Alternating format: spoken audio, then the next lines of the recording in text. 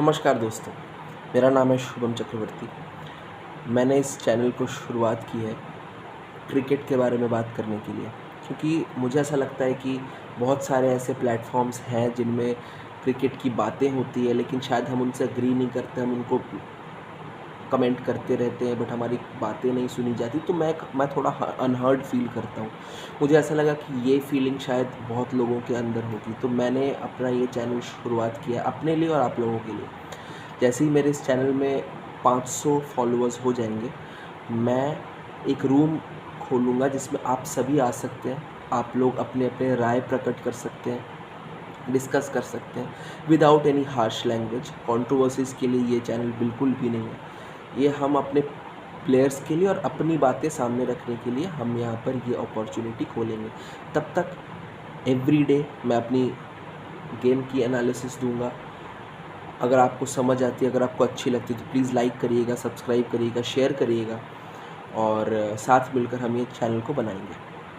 तो आज का टॉपिक है इंडिया वर्सेस आयरलैंड सीरीज़ इतनी इम्पॉर्टेंट क्यों है। देखिए, इंडिया वर्सेस आयरलैंड की जो सीरीज़ 18 अगस्त से शुरू होने वाली है, उसके बारे में बहुत कम लोग बात कर रहे हैं। तो लोगों के दिमाग में कि यार आयरलैंड के साथ सीरीज़ है, क्या खेलेंगे, क्या देखेंगे, क्या सोचेंगे या क्या करेंगे। लेकिन देखिए, बहुत इम्पॉर्टेंट सीरीज़ है, क्योंकि कप्तान आपके जसप्रीत बुमराह है, जो कि करीबन 5.5-6 महीने बाद वो आ रहे हैं एक कम्पिटिटिव क्रिकेट खेलने के लिए, और that to just before Asia cup and world cup. तो जसप्रीत बुमराह का फॉर्म में आना, फिट होना, मैच फिट होना बहुत ज़रूरी है। उनका वो रिदम मिलना, वो रिदम आपको आयरलैंड सीरीज़ से ही मिलना शुरू होगा। तो आपको आयरलैंड सीरीज़ में क्लोज वॉच जसप्रीत बुमराह पर भी रखना पड़ेगा, और मैं चाहूँगा कि वो स्लो स्टार्ट करें, अपनी बॉडी को कोप अप करें। कप्तान भी है, बहुत अच्छा डिसीजन है बीसीसीआई का कि इंटरनेशनल लेवल पे अगर आप इंडियन टीम की कप्तानी कर रहे हो एक यंग टीम को लेकर जाकर, तो आपको सोचना भी बहुत पड़ेगा। तो वो जो एक जो नर्व जो काम करता है हमारा, एक जो इंस्टिंक्ट काम करता है, तो वो इतने दिनों के बाद जब वो कम्पिटिटिव क्रिकेट खेलने के लिए वापस आ रहे हैं, तो ये एक्सरसाइज होना मेंटली भी बहुत ज़रूरी है और फिज़िकल तो है ही ज़रूरी। जसप्रीत बुमराह को इस सीरीज़ से ही अपनी फॉर्म वापस लाने के लिए पुरज़ोर कोशिश करनी चाहिए। उनको पावर प्ले में बॉलिंग करनी चाहिए, उनको डेथ में बॉलिंग करनी चाहिए। जो 2 मेन रोल्स जसप्रीत बुमराह को करने पड़ेंगे एशिया कप और वर्ल्ड कप की टीम में। अगर हमने पिछले काफ़ी दिनों से देखा है कि हार्दिक पांड्या भी नई गेंद से गेंदबाजी करते हैं, तो अगर ऐसा कुछ ऑप्शन हो तो जसप्रीत बुमराह बीच में भी गेंदबाजी कर सकते हैं।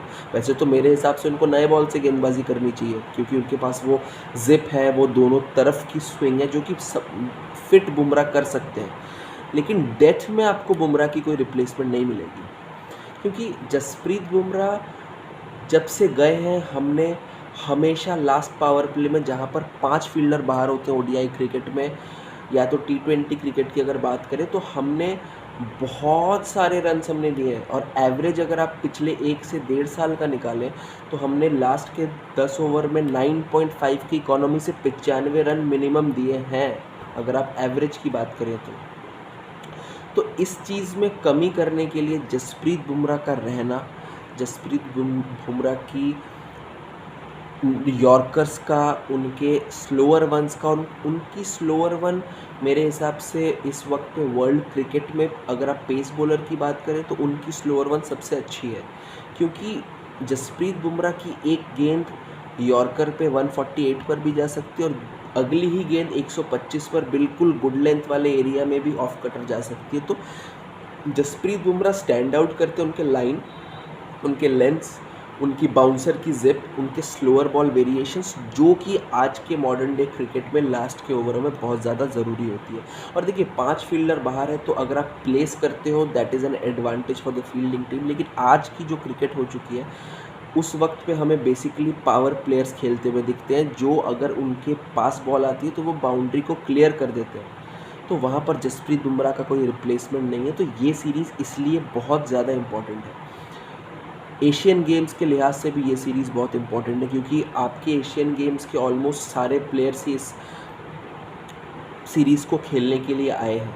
और इसलिए भी इतनी इम्पॉर्टेंट है क्योंकि आपके एशियन गेम के टीम के जो मेन प्लेयर्स हैं, जैसे कि ऋतुराज गायकवाड़ जो कप्तान हैं, उन्होंने इसके पहले इंटरनेशनल क्रिकेट खेली है, लेकिन इतनी बड़ी रिस्पॉन्सिबिलिटी इंटरनेशनल क्रिकेट में लेने के लिए आपको मेंटली बहुत अच्छे स्पेस में रहने की ज़रूरत है, जो कि मेरे हिसाब से ऋतुराज गायकवाड़ ने अभी तक इंटरनेशनल क्रिकेट में वैसा कुछ परफॉर्म किया नहीं है। तो ऋतुराज गायकवाड़ को अपने पीछे अगर उनके रन्स होंगे तो उनकी कप्तानी में भी वो झलक एशियन गेम्स में दिखेगी। इस लिहाज से ये सीरीज़ ऋतुराज गायकवाड़ के लिए बहुत इम्पॉर्टेंट है और वो उप कप्तान भी है इस टीम के, तो ऋतुराज गायकवाड़ के लिए बहुत इम्पॉर्टेंट है। तिलक वर्मा के लिए मेरे हिसाब से बहुत इम्पॉर्टेंट है। देखिए, तिलक वर्मा को पता है कि उनका नाम वर्ल्ड कप और एशिया कप के प्रोबेबल्स में हो सकता है, और मेरे हिसाब से टीम मैनेजमेंट ने ये उनको कन्वे भी किया होगा, क्योंकि अगर केएल राहुल और श्रेयस अय्यर नहीं आते तो आपको नंबर 4 के लिए अगर आप एक लेफ्टी ऑप्शन खोज रहे हो इस वक्त पे हालिया फॉर्म के हिसाब से, हालांकि थोड़ी जल्दी हो जाएगी इतना जल्दी फास्ट ट्रैक करना, एशिया कप में डायरेक्ट डेब्यू करना, लेकिन आप उनको प्रोबेबल्स में रख सकते हो क्योंकि उनका गेम वैसा और ये उनको भी पता है। और हमारे इंडियन क्रिकेट की एक बहुत बड़ी गलती ये है, जो कि अभी के जो सपोर्ट स्टाफ है, लोग राहुल द्रविड़ को क्रिटिसाइज़ करते हैं कि वो उनके रिजल्ट्स नहीं है, बट मुझे राहुल द्रविड़ की एक बात बहुत पसंद है कि वो खिलाड़ियों को लॉन्ग रोप देते हैं, वो एक सीरीज़ पर विचार नहीं करते। लेकिन क्योंकि एशिया कप इतने पास है, वर्ल्ड कप इतने पास है, तो तिलक वर्मा का कंटिन्यूअसली परफॉर्म करना उनके अपने कॉन्फिडेंस के लिए भी अच्छा है और टीम इंडिया के कॉन्फिडेंस के लिए भी अच्छा है कि तिलक वर्मा एक अच्छे स्टेट में खेल रहे हैं। तो तिलक वर्मा इस टीम में बहुत इंपॉर्टेंट है और उनके लिए भी ये सीरीज़ बहुत ज़्यादा इंपॉर्टेंट है। यशस्वी जायसवाल को अपना फॉर्म कंटिन्यू करना पड़ेगा। देखिए, T20 क्रिकेट में यशस्वी जायसवाल जिस तरीके से खेलते हैं वो आपको 10 में से 5 मैच में परफॉर्म करके देंगे। जिस 5 मैच में वो परफॉर्म करेंगे उस मैच में जब तक वो रहेंगे तब तक आप मिनिमम 9.5 से 10 के रन रेट पर आप खेल रहे होंगे। तो Yashasvi Jaiswal up of the order left hander, flamboyant left hander बहुत ज़रूरी है इंडियन नॉर्मल T20 टीम के लिए भी और अगले साल के T20 विश्व कप के लिए भी। तो यशस्वी जायसवाल ने टेस्ट में अलग तरीके की इनिंग्स खेली, T20 में वो अलग तरीके की इनिंग्स खेलते, तो बहुत इंपॉर्टेंट प्लेयर है और उनको भी परफॉर्म करना जारी रखना पड़ेगा। अगर आप बात करें मिडिल ऑर्डर की तो रिंकू सिंह बहुत इंपॉर्टेंट प्लेयर है, बहुत इंपॉर्टेंट एलिमेंट है एशिया कप के स्क्वाड के लिए। वो आपको 5 या 6 नंबर पर वो ऑप्शन देंगे जहाँ पर आपको अगर 5 ओवर में 60 रन बनाने हो तो Rinku Singh can do that. अगर 14 पर 3 विकेट गिर चुके हो रिंकू सिंह को अगर आप भेजोगे नंबर 5 पर तो वो आपको गेम चलाकर लास्ट में फ्लरिश करके भी देगा। बीच बीच में उसके पास वो इनसाइड आउट स्पिनर्स के लिए शॉट्स भी है, उसके पास उसकी पुल बहुत अच्छी है, वो पेस बहुत अच्छी खेलता है, उसके पास सिंगल्स निकालने के लिए जो क्षमता चाहिए, जो गेम चाहिए वो भी उसके पास है, उसके पास वो टेम्परामेंट बहुत ज़्यादा है। और ये मैं सिर्फ इस साल के आईपीएल के बारे में बात नहीं कर रहा हूँ, मैंने उनको लास्ट 2 या 3 सालों में उनके पैटर्न को फॉलो किया जहाँ पर उनको बहुत ज़्यादा मैचेस नहीं मिले, बट जब वो मैचेस मिले तो उन्होंने अपने कैपेबिलिटी के अनुसार अच्छी परफॉर्मेंस करने की कोशिश की है। फील्डर बहुत अच्छे हॉटस्पॉट्स पे फील्डिंग करते हैं, जिस मैच में आप कम स्कोर करोगे अगर आप 2 को 1 में रोक सकते हो तो वहाँ पर आपको रिंकू सिंह की ज़रूरत पड़ेगी। कैचिंग बहुत अच्छी है, तो रिंकू सिंह के लिए एशियन गेम्स में जाने से पहले इंटरनेशनल एक्सपीरियंस होना बहुत ज़्यादा ज़रूरी है। उसके लिए भी उस लिहाज से ये सीरीज़ बहुत इंपॉर्टेंट है। यहाँ पर हमें रिंकू सिंह के असल मेंटल लेवल का पता चलेगा, तो रिंकू सिंह के लिए बहुत इंपॉर्टेंट सीरीज़ है। शिवम दुबे वापसी कर रहे हैं, काफ़ी सालों बाद इंटरनेशनल क्रिकेट में वापसी कर रहे हैं हमारे थाला के कृपा की वजह से, क्योंकि उन्होंने शिवम दुबे को वो कॉन्फिडेंस दिया। मुझे वो पहले से बहुत ज़्यादा क्लीन हिटर लगे इस आईपीएल में, मेंटली बहुत क्लियर लगे क्योंकि उनका MS धोनी ने रोल बहुत क्लियर रखा था। और मेरे हिसाब से शिवम दुबे जैसे प्लेयर का रोल आपको बहुत क्लियर करके रखना पड़ेगा, और शिवम दुबे जैसे प्लेयर का अगर आपको यूटिलाइजेशन करना है स्पेशली T20 इंटरनेशनल टीम में तो उनको मौका देने की ज़रूरत है। आपको उनके साथ परसिस्ट करते रहना पड़ेगा। वो आपको बीच में एक ओवर भी जहाँ पर जहाँ पर पिच थोड़ी स्लो हो वहाँ पर वो आपको एक ओवर भी निकाल के दे सकेंगे। तो शिवम दुबे बहुत इंपॉर्टेंट है। जीतेश शर्मा ने पंजाब किंग्स के लिए बहुत अच्छी बल्लेबाजी की, बहुत अच्छे हिटर लगे। काफ़ी दिनों से पंजाब किंग्स खोज रही थी एक ऐसा विकेट कीपर जो इस तरीके की बैटिंग करता हो। उनका वो जो लास्ट के 3-4 ओवर में एक इंडियन ऑप्शन जो हिटिंग भी करता हो, विकेट कीपर भी बहुत अच्छा ऑप्शन है जीतेश शर्मा के लिए भी बहुत इंपॉर्टेंट है, क्योंकि मेरे हिसाब से वो एशियन गेम्स की 11 में भी जगह बना रहे हैं। तो इन सारे प्लेयर्स के लिए, हमारे बॉलर्स के लिए बहुत इंपॉर्टेंट है। रवि बिश्नोई को अपने गेम में इम्प्रूव करने की ज़रूरत है, और इस आयरलैंड के साथ जो इंडिया की जो स्क्वाड गई है उसमें जो विकेट टेकिंग स्पिनर है वो रवि बिश्नोई है मेरे लिए। रवि बिश्नोई हमने देखा है फ्लैट डालते हैं, विकेट टू विकेट बॉलिंग करते हैं, बहुत अच्छी गूगली डालते हैं, लेकिन लेग स्पिन पर उनको थोड़ी सी काम करने की ज़रूरत है, क्योंकि एज़ वो खेलते जाएंगे लोग उनको एसेस करते जाएंगे, और वो उनका जो परसेंटेज है, मैं कल कहीं पढ़ रहा था कि वो 100 बॉलों में से 90 बॉल गूगली डालते हैं, 5 बॉल टॉप स्पिन भी डालते हैं। तो लेग स्पिन अगर उनको अच्छा बनना है, अगर उनको और विकेट्स लेने इंटरनेशनल लेवल पर, तो उनको लेग स्पिन पर काम करते रहना पड़ेगा। तो रवि बिश्नोई के लिए बहुत इंपॉर्टेंट है।